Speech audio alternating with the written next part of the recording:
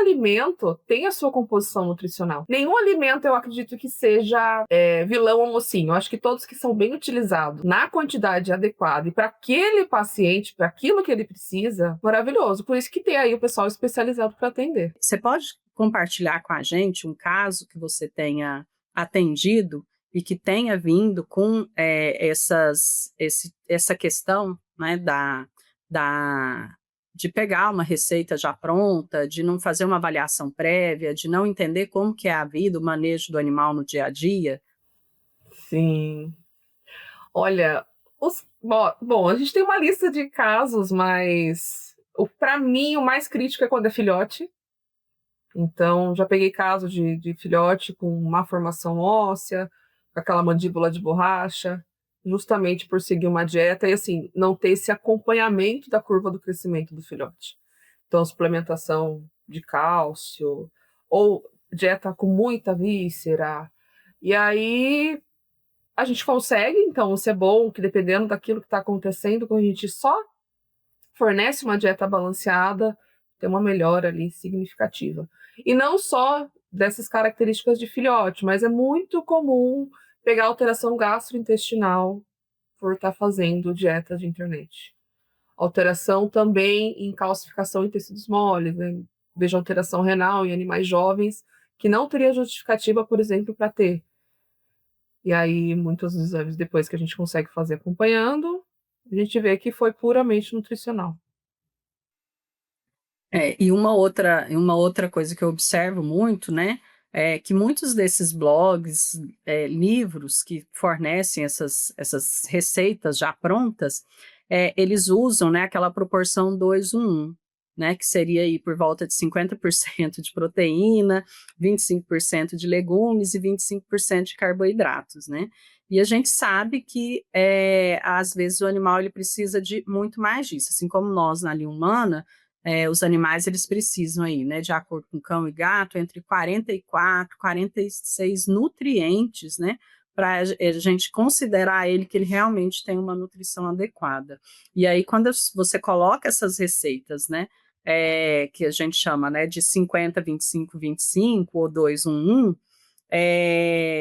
a gente começa a ver aí alguns problemas.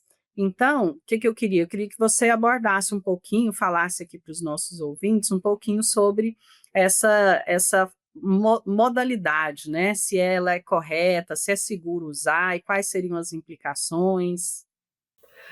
Olha, primeiro que dieta baseada em proporção não funciona. Então, se a gente for pegar vamos pegar a proteína, variação. Eu já peguei casos assim de seguir essa proporção, e aí a gente tem que trabalhar uma educação com o responsável pelo animal, que esse é o desafio, porque para eles é tudo igual. E aí, se a gente for pegar, falando dos nutrientes todos que a gente tem que balancear na dieta, vamos pegar, por exemplo, a questão da proteína, comparando, por exemplo, uma carne mais magra, um patinho, por exemplo, com assim. A hora que a gente vê aquela tabela nutricional, tem casos que eu até consigo mostrar para os tutores durante a consulta, para mostrar para eles, olha a diferença desses nutrientes. Você concorda que aquela dieta baseada em proporção não vai funcionar por causa disso, isso, isso? Se eu aumento a gordura aqui, eu tenho que tirar dali, e aí vai atrapalhar a relação de ômega 3, ômega C, enfim, bagunça toda a dieta. Então, não tem como a gente defender essa modalidade ainda sem ter algo que sustente. Inclusive, porque a gente tem comprovado que não tem como fazer isso. Justamente por questão que cada alimento tem a sua composição nutricional. Nenhum alimento eu acredito que seja vilão ou mocinho. Eu acho que todos que são bem utilizados na quantidade adequada e para aquele paciente, para aquilo que ele precisa, maravilhoso. Por isso que tem aí o pessoal especializado para atender. Senão, infelizmente, não tem uma receita de bolo aí que funcione para todos. Pensando na alimentação completa. A proteína é um dos exemplos, que é o que eu mais pego, que eles trocam muito. Por exemplo, é peito de frango, eles trocam por coxa. E aí eles só mudam. Eu só mudei um ingrediente, mas muda a dieta. Isso, o responsável, ele tem que entender, né, que muitas vezes o que eu falo aqui para os meus alunos, olha, Eu tenho um lote de 10 mil frangos. O frango A, ele não é igual ao frango B. Eles estão ali no mesmo lugar, mas cada um não é, eles são diferentes. O frango A é diferente do frango B. Se o frango A é diferente do frango B, você imagina, por exemplo, um peito de frango e uma coxa do mesmo frango. É diferente. Então tem diferença, né?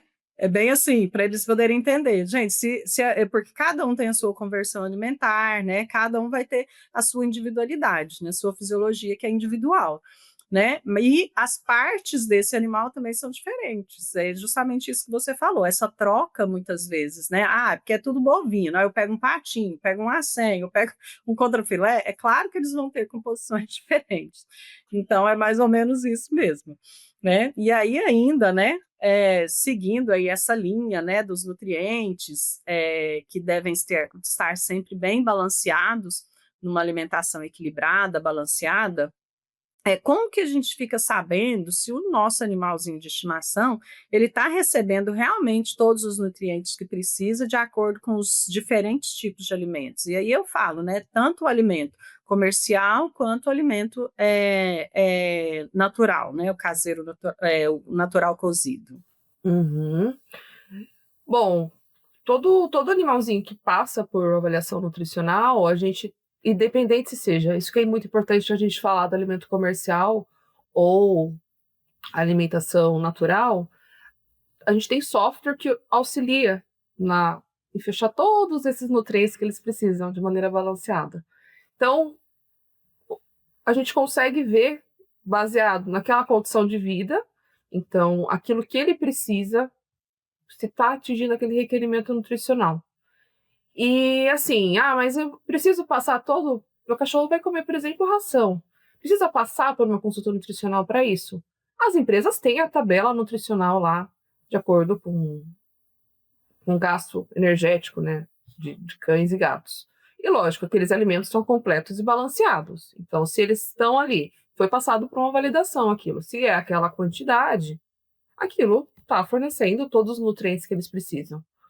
E aí, só uma coisa, fazendo só um gancho aqui rapidinho, Kelly.